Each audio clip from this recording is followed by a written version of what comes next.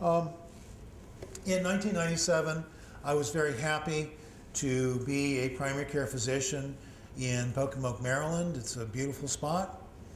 The river is fairly deep for its width, but the rivers on the eastern shore are slow moving. Usually they're broad and narrow. When we dug out a few ponds to build up our house site in 1991, our home site became one of the highest spots in Worcester County. We became 8 feet above sea level. And you say, well, gee, that's pretty flat. So these rivers don't have the waterfalls that we saw in Waltham just the other day. We don't have a fall line that runs from Lowell, Massachusetts, all the way down to Raleigh, then down to Macon, Georgia, where there's ready access to water power that drove primitive American societies to become mechanized. But in these areas of the Pocomoke River, and everything was fine until some fish started dying.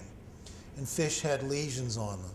And some of the people that caught the fish, called watermen, said they were sick. And that was about the time in 1996-7 that we heard about the similar problem in North Carolina, in the Neuse River, where all the pig farms were, and all the nutrients and ruptures of hog manure lagoons into the Neuse drove nutrient levels like crazy. And downstream, where the Neuse, started meeting more saltier waters, that's where the fish were dying. And a few people said they were sick, but North Carolina said, no, they're not sick. They're crazy, they're wacko, they're Munchausens, they're sleep apnea, they're for that. Folie à deux, however you pronounce that in French. Well, the same thing started to happen in our place. And because my interest in wetlands and the watermen all knew me, and we didn't have a Walmart back then, so I can't say you got stuck behind them in line in Walmart, but you'd see them downtown. And they say, Richie, what's wrong? And I started looking around. Who knew? Who could I talk to? Who knew anything about Pfiesteria? What would you do? And so, I don't know what's wrong with you. It must be that Pfiesteria. Well, I was doing autopsies on fish, trying to find things, and looking at this, that, and the other, and read are the weirdest things you ever seen in your life. And, asked the DNR from the state of Maryland for help.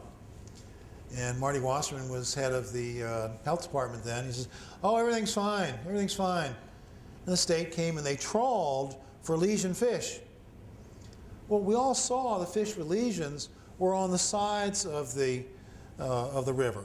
And they were up in the little tributaries and the slow-moving areas, because the middle of the current runs fast, even though it's a slopey river. Not a slopey river, it's fairly deep. And they trawled the middle, where no one ever found lesion fish, and they announced that only 2 of 2,000 fish were found to have lesions. The Pocomoke River was safe. I said, well, we just went and we caught a bunch of fish down there in Shelltown, where the runoff from that one tomato farm, the water's not moving fast, it looks stagnant. Almost 100% of those fish were lesioned. Why don't you look at that? No, we know what we're doing. And it occurred to me that someone was trying to deliberately minimize what was going on. And it didn't take too long before the first fish kills, the big ones, started happening. And that's when I started seeing patients, and they had headaches and muscle aches, they had cough, they had diarrhea, they had memory problems, and the diarrhea was secretory. And secretory diarrhea is going to happen whether you've eaten or not. And sure enough, the third patient comes in, and I've had enough of this secretory diarrhea. I don't know what's wrong. Go see somebody else. I can't figure this out. Here's your cholestyramine. It'll plug you up. Constipates the hell out of you. It's good for secretory diarrhea. Binds bile salts. You'll be better in 2 days. She calls me up and says, yeah, I'm better in 2 days. Well, good. That's pretty good for that old diarrhea, isn't it? She says, yeah, but my headache's gone. Well, you must not be worried about your diarrhea now. You're not dehydrated. My cough's gone.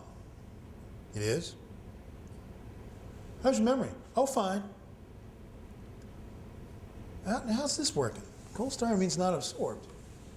How in the world can an orally administered anion-binding resin help stop health symptoms if it's not absorbed? It's not adding anything. Could it be taking something away? And the idea that I had no answer for that. Somebody said Pfiesteria made a toxin, made people sick in labs in NC State where they're breathing air from that's being blown out of a fish tank room into the scientist room. Maybe something in the air got them. So I just started treating patients with cholestyramine. I mean, I didn't think that I could sit by and not treat because I didn't have every bit of evidence.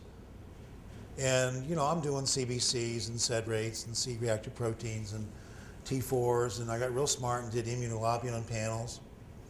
They all were negative. And funny lung disease stuff is more restrictive. Someone said they had asthma. It wasn't asthma at all. It was restrictive lung disease.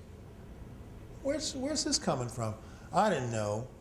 But people, the word got around quickly. The Washington Post and the Baltimore Sun, you remember that. They had it. Man, I was on more TV shows that summer and the next than I have the rest of my life put together. And people were scared about the river. Chesapeake Bay seafood industry took a big hit.